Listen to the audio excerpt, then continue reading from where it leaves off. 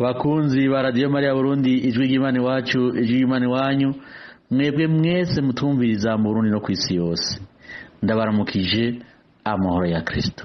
Uyu munsi duhimbaza ivuka rya Yohani Batista, ni umunsi mukuru uhambaye cyane. Turazirikana hamwe isoma vyeranda, isoma ca mbere tugisanga mu gitabo c'umuhanuzi Izaya, ikigabane ca 49 akarongo ka mbere gushika ku gatandatu. Izaburi ni Izaburi 138. Igisomwa cha kabiri naco tugisanga mu gitabo cy'ubwa by'abatumwa ikigabane c'13 akarongo ka 22 gushika ku 26. Inkuru nziza dushikirizwa na Luka Mweranda mu kigabane ca mbere akarongo ka 57 gushika ku 66 n'akarongo ka 80. Muri kumwe na Patiri Jean Dieudonné Ndaboroheye, umusaseredoti umusabiriyano. Yaga Mukama, umusavyi wawe aguteze yombi. Igisomwa ca mbere.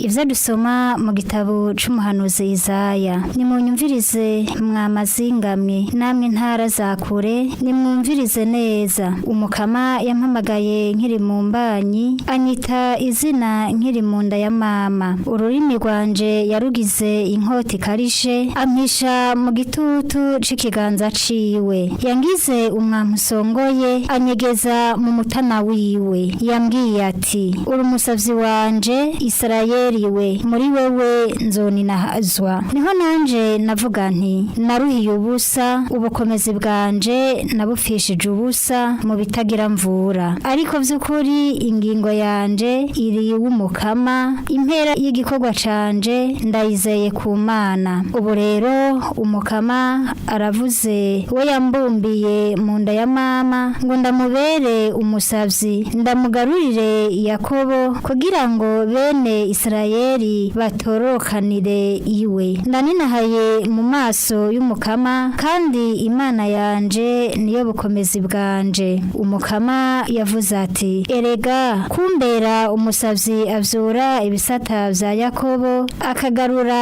abarokotse b'Isirayeli vyonyene ntibikwiye. Ndakugize umuco w'amakungu kugira ngo urukiza rwanje rushike ku mpera z'isi. Iryo ni ijambo ry'umukama.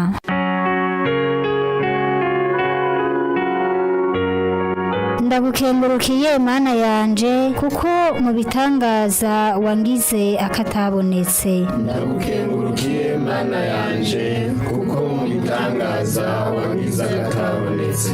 Mukama, warasuzumye uramenya. Wewe uramenya igihe nicaye n'igihe mpagurutse. Iciyumviro canje ukimenyera kure. Urancungera iyo ndi ku rugendo n'iyo ndyamye, inzira zanje zose urazizi. Ndagukengurukiye Mana yanje, kuko mu bitangaza wangize akatabonetse.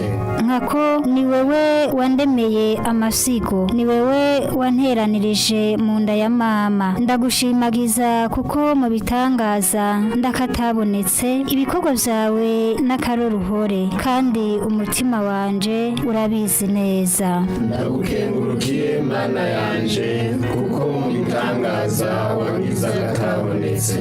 Amagufa yanje ntiyaranyegeje imbere yawe, igihe nahingurwa mu mpisho, n'igihe nateranirizwa mu nda y'isi. Ndagukengurukiye Mana yanje, kuko mu bitangaza wangize akatabonetse.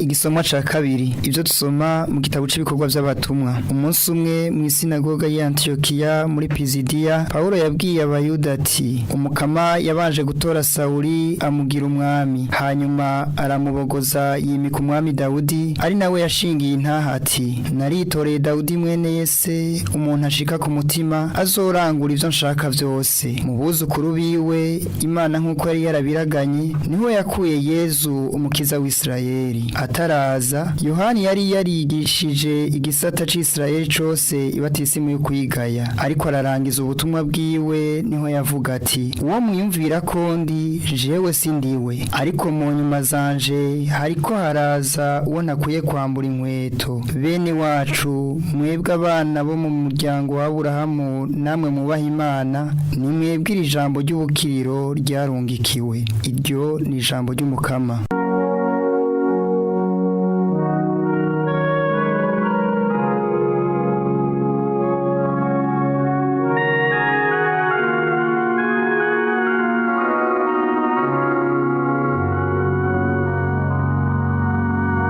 ibyo dusoma mu nkuru nziza nk'uko cishikirizwa na Luka mweranda. Muri irya minsi Elizabete ageze kuvyara yibarutse umwana w'umuhungu. Ababanyi n'inshuti ngo bumve ukuntu Imana yamugiriye ubuntu, baranezerwa hamwe nawe. Ku munsi ugira 8 baraza kugenyera umwana, kandi bashaka kumwita Zakariya izina rya se. Nyina yamara arabwira ati namba, ahubwo azokwitwa Yohani. Baramubwira bati ko atanumwe mu muryango yitwa iryo zina.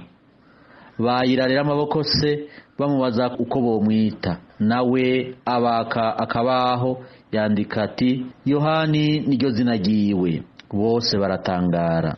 Ubwo nyene umunwa wiwe uruguruka, ururimi ruragoboroka, aravuga anina hazimana. Ababanyi bose bagira ubwoba. Iyo nkuru ica ikwira mu misozi yose y'Ubuyuda. Abavyumva bose babishingira intahe, abavyumva bose babishingura mu mutima wabo bavuga bati mbega uwo mwana azova mwiki? Nkako rero ububasha bw'Imana bwari kumwe nawe. Nyamwana nawe arakura, akurana ubwenge, kandi yibera mu bugaragwa gushika umunsi w'imenyekana ryiwe imbere y'Isirayeli. Dushemeze kandi dushimagize inkuru nziza ya Yezu Kristo.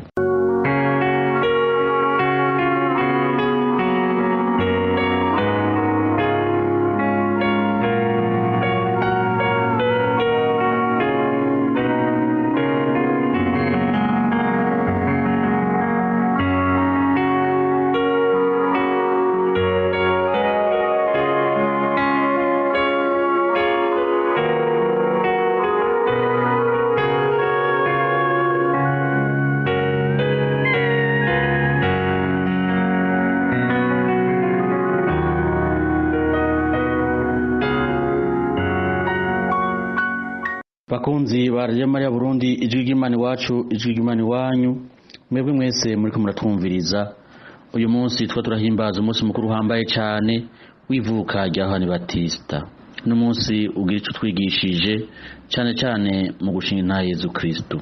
Turazikana cyane rero iyi nkuru nziza dufatiye ku majambo abiri ahambaye cyane. Ijambo rya mbere ni ukuzirikana neza ukuntu Yohani Batista mweranda yari umuntu ahambaye cyane, azi kuba mu bintu bigoye, azi kuba mu bihe bigoye. Icya kabiri tuzirikana nuko twotegera akabanga k'umutima wa Yohani Batista kamugira umuntu ahambaye kandi akomeye. Ubwa mbere bavukanye twumve neza kandi dutegere ko Yohani Batista ari umuntu azi kuba mu bihe bigoye. Twavyumvise ukuntu yibera mu bugaragwa gushika umunsi menyekana giwe imbere y'Isirayeli. Yibera mu bugaragwa, mu gacerere ku mutima, mu bwitonzi, ariko ntatinye kubwira ukuri igihugu c'Imana, ntatinye kuvuga n'ijwi rirenga ngo abavyumva kugira ngo bahinduke. Ariko Yohani Batista yari umuntu yicisha bugufi, akamenya yuko atari we jambo yigize umuntu, ahubwo ari ijwi rya jambo. Nico gituma rero mu buzima bwiwe atigera avugira umuvumbi kumuvumba, kugira ngo ashingire intahe iryo jambo ari we jambo yigize umuntu. Novuga nti yari akajambo ka jambo. Yari afise ubutwari rero bwo kuvuga ibitagenda neza, bwo kuvuga akarenganyo kugira bahinduke.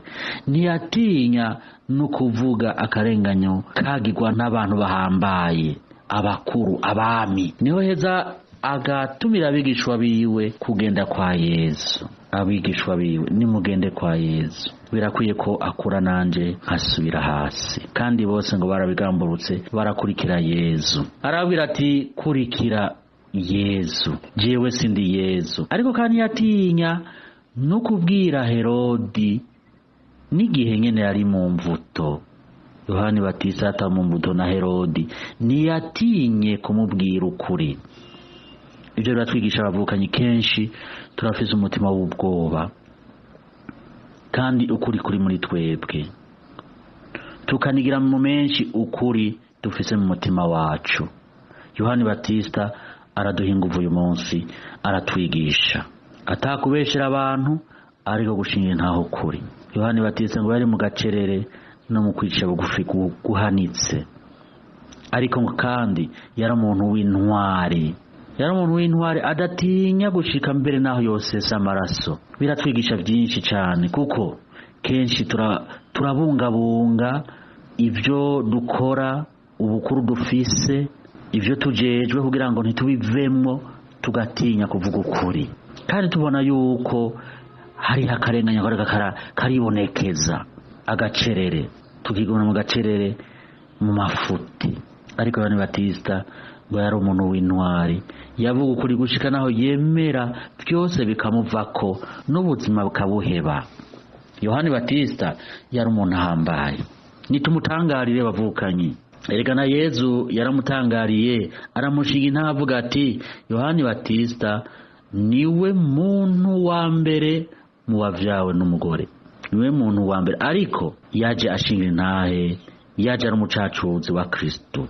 Mu bahanuzi bose babayeho, Yohani Batista niwe wa mbere. Kenshi turabizirikana mu gihe cy'ubushikiro.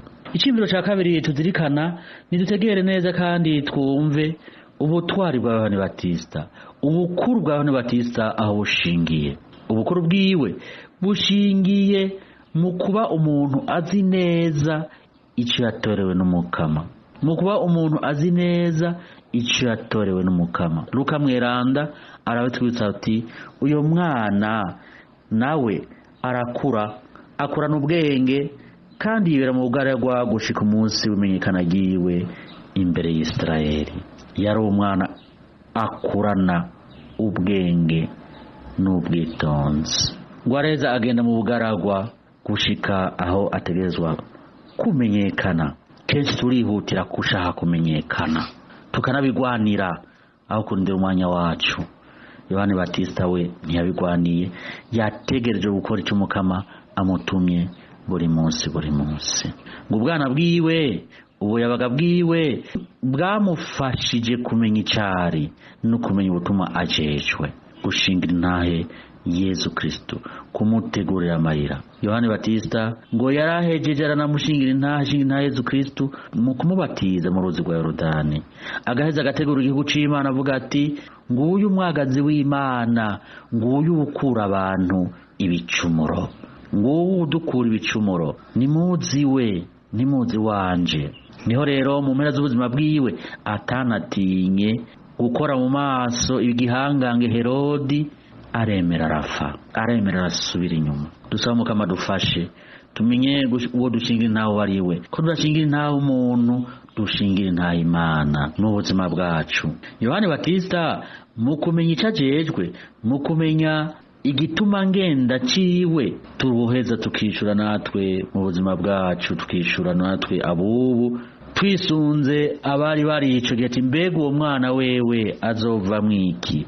Abari muri ico gihe bavuga ati wowe azova mwiki. Ariko natwe tujye twigisha abavukanye, kuko mwibatisimu twarose twaratowe n'Imana, kandi yaraturungize kugira ngo tuyishingire intahe. Muri igihe ca none c'amayoberane, aho abantu benshi bigira basinda bibazwa, Yohani Batista aratubera akaroro mu gushinga intahe ukuri atakurya umunwa. Aradufasha kandi mu buzima bwacu nk'uko Umweranda Agustino abidufashamo. Avuga ati nimutangare Yohani uko mushoboye kose, kuko icyo mumubonamwo ni Kristo. Ngo ndabisubiyemwo, nimutangare Yohani kuko uwo mubonamwo nuwo ariko arategura inzira Yezu Kristo, atari uko amuha ikintu, amuha igiturire, ariko akura muri we. Tumenye natwe bavukanyi uwo twishikanako kandi udoduhimera, kukaba nkako Yohani Batista inyifato yiwe yaba ari inyifato y'umucacuzi, yamye ari inyifato itegura amayira Mukama, mu gusenga asengera mu bugaragwa, yumviza mutima mweranda, mu butwari bwiwe no mu bwitonzi bwiwe no mu kwicisha bugufi kwiwe.